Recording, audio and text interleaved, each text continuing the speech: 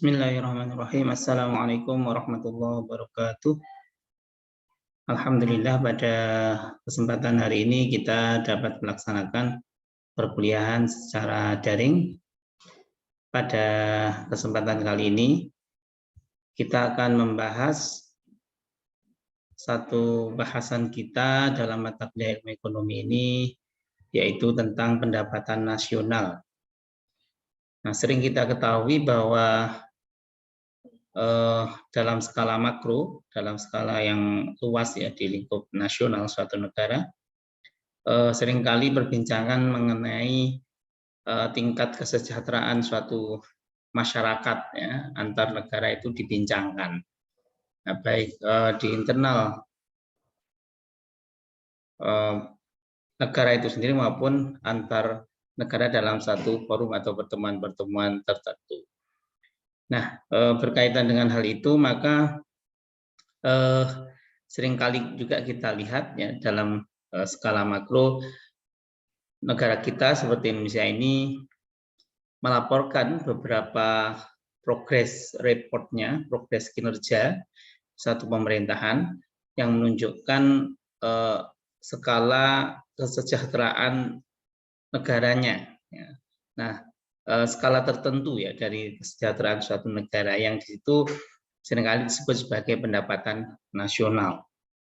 Nah, dalam hal itu maka pembahasan kita kali ini akan lebih memfokuskan pada kajian skala yang lebih luas dari beberapa pembahasan sebelumnya, yaitu di tingkat atau di lingkup suatu negara, dan kita akan membincangkan salah satu kebijakan yang berkaitan dengan pemerintahan atau negara di Indonesia dalam bidang ekonomi, yaitu tentang pendapatan nasional itu sendiri.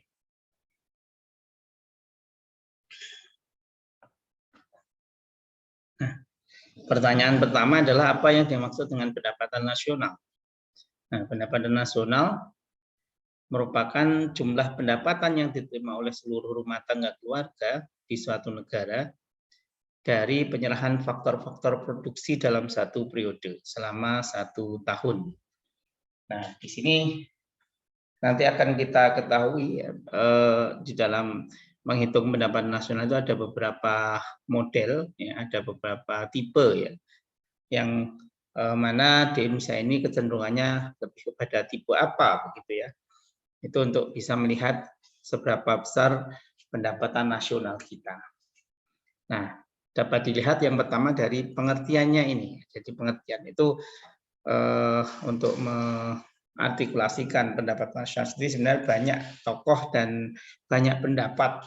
Tapi salah satu yang relevan yang saya kutip dari beberapa sumber adalah dalam konteks ini ya, pendapatan nasional merupakan jumlah pendapatan yang diterima oleh seluruh rumah tangga keluarga di suatu negara dari penyerahan faktor-faktor produksi dalam satu periode. Nah, yang kedua pertanyaannya, apa pentingnya pendapatan nasional itu? Ya. Nah, pendapatan nasional ini memiliki manfaat ya, dalam mengkaji situasi kondisi ekonomi di skala makro dalam satu negara ya, yang mana manfaatnya adalah untuk mengukur tingkat kemakmuran ya, ini, dan melakukan evaluasi terhadap perkembangan perekonomian dalam skala tertentu. Nah, jadi kemakmuran satu negara dapat dihitung, dapat dikalkulasikan dengan kita mempelajari teori tentang pendapatan nasional ini. Di samping itu, pendapatan nasional juga menjadi acuan kualitas hidup kelompok masyarakat dalam satu negara. Nah, di dalam dunia di beberapa negara ya, kita melihat ada istilahnya negara maju, ada negara berkembang, ada negara dunia ketiga gitu ya, atau negara miskin. Nah, itu dapat dilihat dari kualitas hidup ya, suatu masyarakat di suatu negara dengan acuan pendapatan yang dimiliki oleh masing-masing masyarakat. Nah, selanjutnya perhitungan pendapatan nasional. Nah, di sini ada 3 pendekatan yang biasa dipakai atau umumnya dipakai ya, yaitu pendekatan produksi yang pertama, yang kedua pendekatan pendapatan, dan yang ketiga adalah pendapatan pengeluaran. Nah, kita lihat dulu yang pertama, pendapatan nasional yang dihitung dengan menggunakan pendekatan produksi. Nah, maksud dari pendekatan produksi ini yang meliputi penjumlahan nilai ya, atau harga dikalikan jumlah barang dengan jasa yang dihasilkan seluruh produk yang dihasilkan suatu negara dari berbagai sektor industri, baik barang, jasa, agraria, ekstraktif, dan lain sebagainya selama satu periode. Nah, jadi menghitungnya adalah nilai barang, nilai akhir dari barang itu. Ini yang pertama, kemudian menjumlahkan semua nilai tambah atau value added dari semua sektor ekonomi selama satu periode tertentu. Ini jadi barang itu seluruhnya yang dihasilkan dari hasil produksi dikalikan ya seluruhnya, atau yang kedua melihat atau menghitung, menjumlahkan maksudnya seluruh nilai tambah atau value added dari semua barang yang dihasilkan dari aktivitas produksi. Nah, rumusnya seperti ini, Y sama dengan NTP1 plus NTP2 plus NTP3 sampai tak terhingga NTPN ya. Nah, keterangannya pendapat nasional, nah, NTP ini adalah nilai tambah dari setiap sektor ekonomi. Nah, contohnya ini. Nih, ini melihat dari aspek nilai tambahnya. Misalnya, yang pertama nilai produksi ya. Jadi komoditas kapas nilai produksinya 20.000. Nah, kemudian dari bahan mentah menjadi dari pohon ya menjadi kapas, ini nilai tambahnya dari nilai produksi 20.000, nilai tambah juga 20.000. Kemudian produsen 2 dari kapas menjadi benang, nilai produksinya 25.000, nilai tambahnya 5.000. Kemudian benang ke kain, nilai produksi 30.000, nilai tambahnya 5.000. Kemudian pakaian jadi, nilai produksinya 40.000, nilai tambahnya 10.000. Nah, sehingga nilai produksi 40.000, nilai tambahnya adalah 40.000. Nah, jadi dapat dibaca bahwa dengan menggunakan pendekatan produksi ini, ya, pendapatan industri pakaian yang jadi ini ya, di Indonesia ini memiliki nilai tambah sebesar 40.000 ya, yang di sini hampir 100% ya nilai tambahnya dari nilai produksi yang ada. Artinya di sini menguntungkan ya bahwa produksi pakaian jadi itu menghasilkan nilai tambah 100% dari nilai sebelumnya dan nilai produksi yang dilakukan. Ini artinya ada pertumbuhan yang signifikan ya jika secara umum mungkin tidak hanya pada industri pakaian jadi, tapi industri-industri yang lain juga dikumpulkan menjadi satu, maka seluruh nilai tambah itu dikalkulasikan ya dijumlahkan, maka itu akan dapat mencerminkan pendapatan nasional kita. Nah, ini contoh yang lebih luas dari berbagai sektor. Nah. Oke, kemudian yang kedua, menghitung pendapatan nasional dengan pendekatan pendapatan atau penerimaan. Nah, dengan menggunakan pendapatan atau penerimaan ini caranya dikalkulasikan seluruh imbalan atas faktor-faktor produksi yang diberikan perusahaan kepada faktor-faktor produksi utamanya tenaga kerja. Ini. Nah, ini ada beberapa jenis seperti sewa, upah, bunga, dan laba, gitu ya. Nah, di sini secara umum ada 4 itu, tapi juga faktor yang lain tentunya akan pengaruhi. Tetapi sebagai contoh saja dari pendapatan penerimaan. Ini pendekatan penerimaan ini ada 4. Ya. Nah, ini Y ini dikatakan pendapatan nasional sama dengan R ini adalah sewa, W ini adalah upah, I ini adalah bunga, dan P ini adalah laba. Nah, menjumlahkan seluruhnya itu. Jadi dari masing-masing sektor itu jika seumpama menghasilkan, ini contohnya ada 60.000 dalam miliar rupiah ya. Kemudian upahnya 350.000, bunga modal 50.000, laba usaha 30.000, maka penjumlahan dari seluruhnya ini dapat mencerminkan pendapatan nasional. Jadi totalnya 490.000 ya, miliar ya, atau triliun ya. 490 triliun.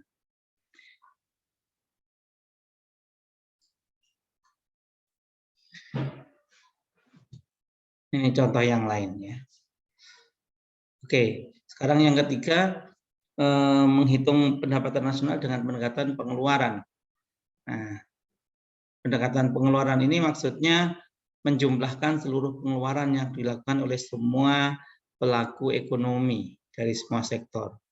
Kalau asumsi ekonomi 4 sektor yang sudah kita ketahui sebelumnya, itu ada konsumsi rumah tangga, ada investasi perusahaan, ada belanja pemerintah, dan ada pengeluaran luar negeri dalam bentuk ekspor dan impor. Ya. Nah, dengan pendekatan pengeluaran ini, secara teoretik kita dapat menjumlahkan seluruh faktor-faktor ini, ya, pelaku ekonomi ini dalam satu penjumlahan ya, tertentu. Nah, misalnya nih, jadi rumusnya pendapatan nasional sama dengan konsumsi rumah tangga ya, ditambah dengan investasi perusahaan, ditambah dengan pengeluaran pemerintah, ini government expenditure, kemudian ditambah tadi ekspor neto tadi. Ekspor neto itu ekspor dikurangi impor, nanti akan diketahui ekspor netonya. Contohnya ini ya, sama dijumlahkan ya seluruhnya, maka dapat diketahui pendapatan nasional dari perspektif dari pendekatan pengeluaran maksudnya ini 75 miliar. Nah, maka kemudian dari 3 jenis pendekatan tadi kita dapat melihat kecenderungan Indonesia di dalam menghitung pendapatan nasional kita ini lebih cenderung pada pendekatan pengeluaran ya, daripada pendekatan produksi ataupun pendapatan penerimaan.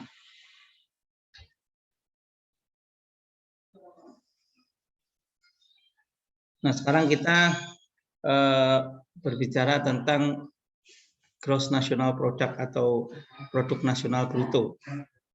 Ini. Dan ini GNP ada GDP. Nah, produk nasional bruto ini merupakan ukuran pertama daripada hasil perekonomian.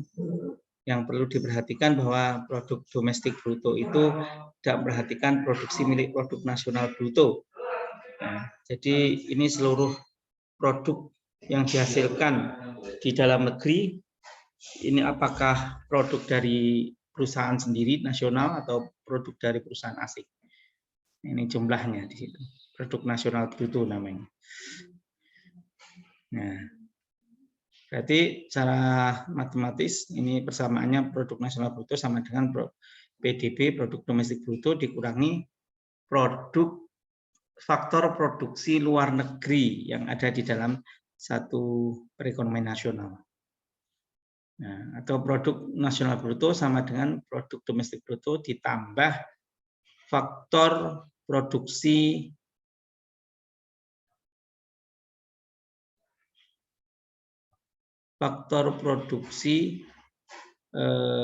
ini dalam negeri LN ini ya, luar negeri ini harusnya ditambah faktor produksi luar negeri dalam satu perekonomian. Ini kan faktor produksi luar negeri tambah faktor produksi dalam negeri. Ini.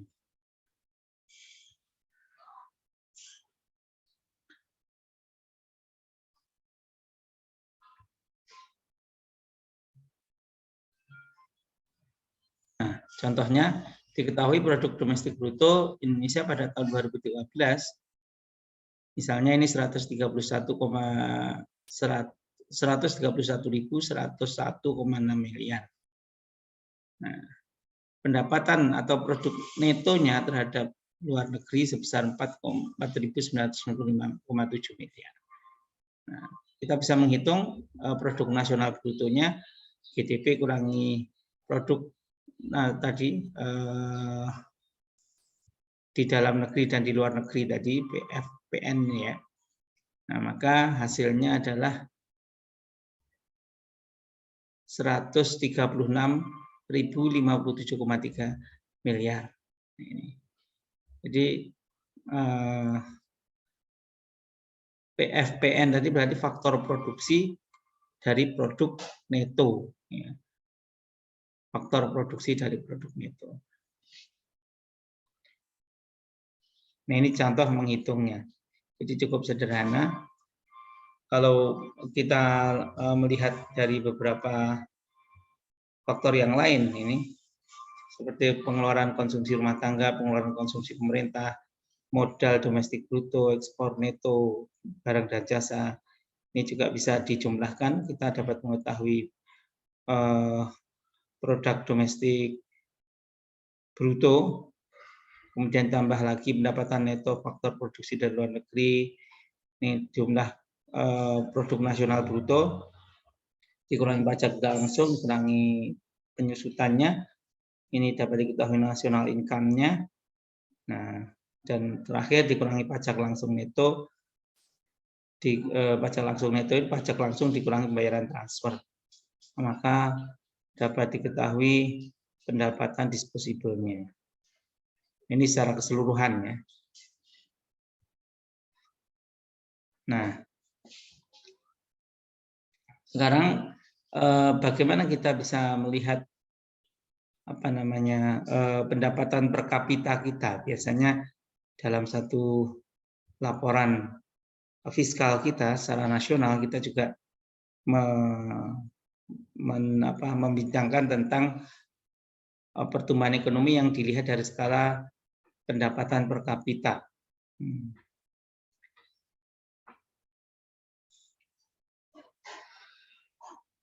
Nah, ini dapat kita lihat ini ya. Pendapatan per kapita sebagai pengukur kemakmuran di sini.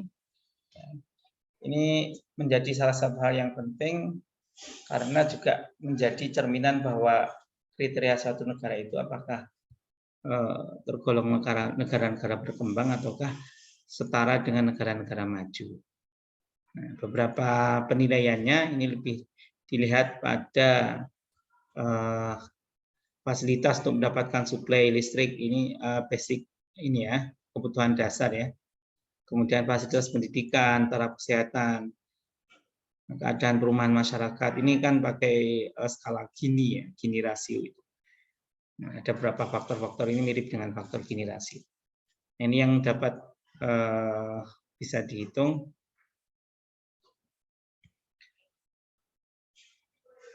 Nah, untuk mencari pendapatan per kapita, ya, ini ketika kita menggunakan produk domestik bruto, ini kita bisa membagi nilai dari produk domestik bruto dibagi dengan jumlah penduduk, maka akan diketahui produk domestik bruto per kapita atau pendapatan per kapitanya dari perspektif produk domestik bruto. Kalau menggunakan produk nasional bruto, nah, kita dapat membagi seluruh nilai dari produk nasional bruto dibagi dengan jumlah penduduk. Dan di Indonesia ini kecenderungannya lebih kepada produk domestik bruto. Jadi mempertimbangkan seluruh nilai produksi ya, yang ada di dalam negeri, baik itu merupakan hasil dari perusahaan nasional maupun perusahaan asing, yang sering mengacu pada PDB ya, produk domestik bruto. Maka pendapatan per kapita ini bisa jadi sangat dipengaruhi oleh pertumbuhan produksi dari beberapa perusahaan-perusahaan besar yang ada di Indonesia yang itu milik asing, ya, dan mengabaikan beberapa tingkat pendapatan per kapita yang sesungguhnya itu yang tidak dinilai dari produk nasional bruto atau pertumbuhan produk di dalam negeri maupun di luar negeri, tapi itu adalah milik negara Indonesia, ya, tidak melihat dari sisi itu. Contohnya ini, kita menggunakan gross national product atau produk nasional bruto per kapita, misalnya 1.300 triliun, ya, dibagi 262 juta jiwa. Nah, maka hasilnya adalah 4 juta GNP per kapitanya 4.963.996 per jiwa ini. Jadi gross national product-nya ini dilihat dari kasus pendapatan nasional di tahun 2019. Nah, maka kemudian disimpulkan atau dapat disimpulkan bahwa perhitungan pendapatan per kapita menurut harga yang berlaku ini sangat penting untuk memberikan satu gambaran mengenai kemampuan rata-rata dari penduduk negara itu dalam menjangkau barang-barang dan jasa yang diperlukan atau dapat membeli barang-barang atau jasa yang diperlukan. Nah, ini ya, termasuk beberapa fasilitas umum tadi, ya, dan beberapa indikator dari Gini rasio. Kemudian pendapatan per kapita menurut harga tetap perlu dihitung untuk menunjukkan perkembangan tingkat kemakmuran di satu negara. Ini saya kira bisa dibandingkan antara pendekatan produk nasional bruto maupun produk domestik bruto tadi. Tentu hasilnya akan memberikan jawaban yang mungkin perbedaannya cukup signifikan, ya.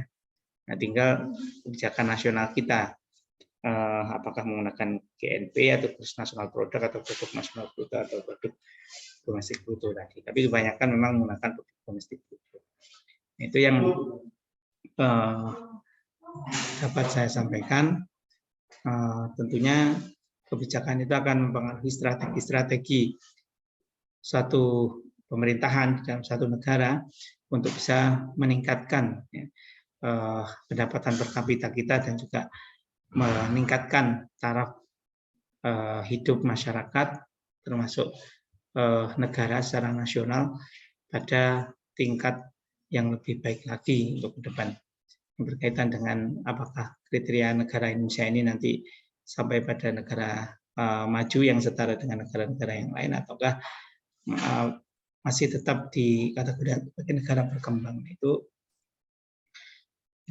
berdasarkan perhitungan pendapatan nasional ini.